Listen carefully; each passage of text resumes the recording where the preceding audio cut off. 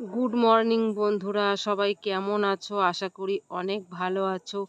আমার ব্লগে তোমাদের অনেক অনেক স্বাগত, অনেক অনেক ভালোবাসা। তো আজকে হচ্ছে প্রথম পঞ্চমী। তো শাশুড়ি করে পুজোটা, তো শাশুড়ি বাড়ি নেই, যার জন্য আমাকেই করতে হচ্ছে। তো আমি সকালবেলা, আজকে সকাল হয়েছে আমার সকাল ছটায় ঘুম ভেঙেছে। ঘুম ভেঙে উঠে ঘরের কাজ আগে সেরে নিয়েছি, কেন বাইরে বেরোলে আর ঘরে উঠতে পারবো না। তাই ঘরের কাজ সেরে ঘর ঝাড় দিয়ে মুছে সমস্ত কাজ সেরে বাইরের কাজ সমস্ত কমপ্লিট করে আমার স্নান হয়ে গিয়েছে। আমি 7:30টার সময় স্নান করে উঠলাম। উঠে এই দেখো, তারপরে 7:30টার সময় তখন তার দুধ পাবো না, ঘোষের কাছে ফোন করলাম। তো ঘোষ দুধ দিতে দেরি করবে বলে মিষ্টির দোকান থেকে দুধ এনে দিল, কলা এনে দিল। তো আমি এখন করছি কি, মা মনসাকে একটু দুধ কলা দিচ্ছি। তো দুধ কলা দিচ্ছি। আর আমি এমনি পুজো করি না, তো আমি এই প্রথম করছি, শাশুড়ি থাকলে করা হয় না যেহেতু। তো পুজোটা আমার করা হলো, ফুল টুল তুলে এনে পুজো করলাম। তো পুজো করে প্রণাম করছি। আর আজকে আমার মেয়ে বাড়ি নেই, তো আমার ছেলেকে বললাম একটু ক্যামেরাটা ধরে দে। তো আমার ছেলে ক্যামেরাটা একটু ধরে দিল অনেক কষ্ট করে। তো তাই আমি তোমাদেরকে সবটা দেখাতে পারলাম। তো চলো সঙ্গে থাকো, বাকি ভিডিও আবার। ভয় দিচ্ছ?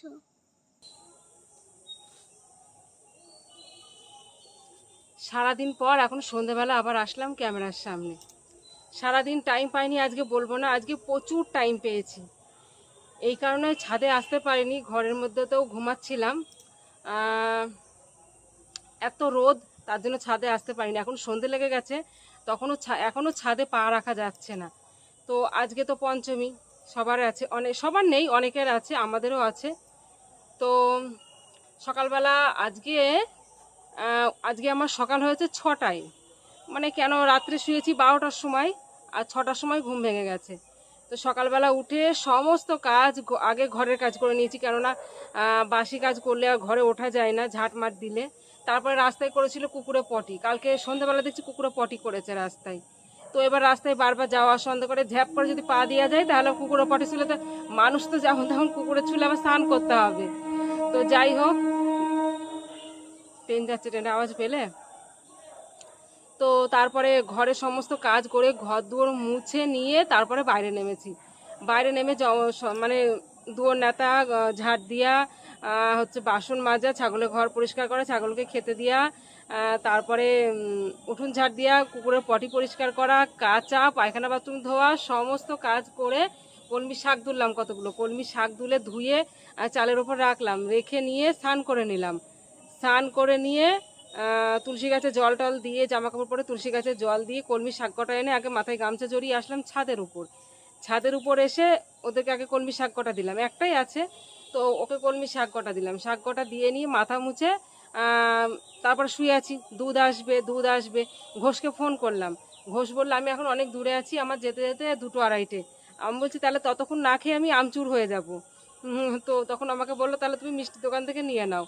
তারপর আবার ওর বাবাকে বললাম যে আজকে আমাকে ফোন করলো তার আগে যে কি কি লাগবে, আজকে বাজার কি। আমি বললাম আজকে তো পঞ্চমী, আজকে রান্না করতে নেই, তো বাজার কিছু তোমার করতে হবে না, তুমি শুধু পাকা আম নেবে আর দুধ নেবে আর কলা নেবে। তো তারপর মানে কেজি 3 আম এনেছিল, ল্যাংড়া আম। তো আম আনলো, 2টো কলা আনলো, আর 500 দুধ নিয়ে আসলো। তো তারপর আমি গুছানো ছিল, তারপর আমি আবার ফুল তুলে আনলাম কটা। ফুল তুলে দুধ নিয়ে কলা দিয়ে ঠাকুরকে পুজো দিয়ে নিলাম। পুজো দিয়ে টপটা রেখেছি, ছাগলে দেখছি খেতে আরম্ভ করে দিয়েছি। তাড়াতাড়ি টপটা আবার পাঁচিলের ওপর তুলে রেখে আসলাম। তুলে রেখে এসে তারপর আবার চা করলাম।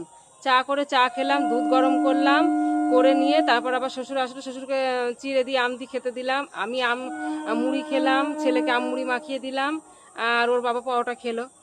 এই তো হলো সকালবেলা। দিয়ে বাসন টাসন গুছিয়ে এক জায়গায় রেখে, বাইরে রেখে দিয়ে মুছে নিয়ে শুয়ে পড়েছিলাম। শুয়ে পড়ে ঘুম থেকে উঠে 3টের সময় উঠলাম। উঠে নিয়ে তোমার জামা কাপড়গুলো তুলে সব ভাঁজ করলাম। ভাঁজ টাজ করে নিয়ে তারপর আবার 2টো চিড়ে খেলাম। এখন চিড়ে খেলাম, আর মেয়ে নেই, মেয়ে থাকলে আবার 2টো সিদ্ধ ভাত করতে হতো।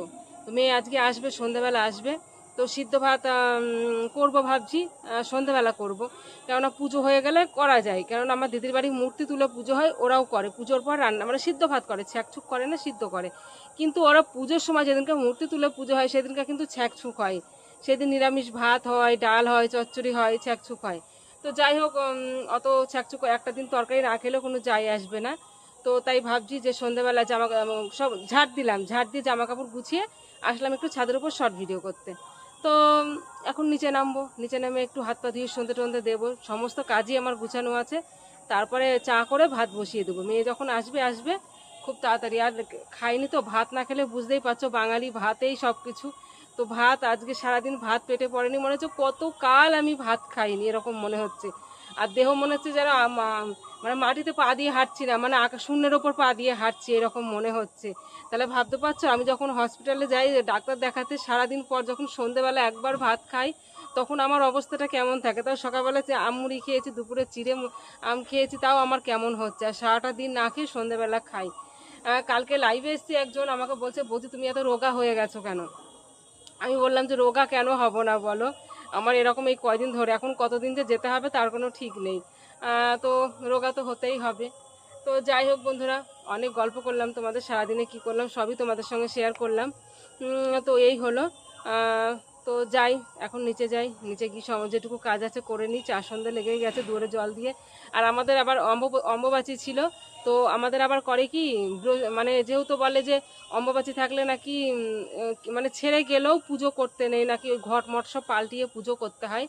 তো কালকে ছেড়ে গেছে, তো আজকে এই কারণেই পুজো করিনি, ঘরের ঠাকুরকে পুজো করিনি, যে ওই ঘটমট কালকে বৃহস্পতিবার, কালকে একবারে সব পাল্টিয়ে নিয়ে কালকে থেকে পুজো আরম্ভ হবে। এমনি দুয়ারে জল দিয়ে একটা প্রদীপ, ঠাকুরের সামনে একটা ধূপকাঠি ধরিয়ে দিচ্ছি, কিন্তু পুজো করছি না, ঠাকুরকে জল মিষ্টি দিচ্ছি না। তো কালকে থেকে আবার শুরু হবে। তো যাই হোক বন্ধুরা, সবাই ভালো থেকো, সুস্থ থেকো, আর গরমে সত্যিই ভালো থেকো। দেখেছো কেমন অবস্থা, আমার ঘাম চুয়ে চুয়ে পড়ছে। বাই।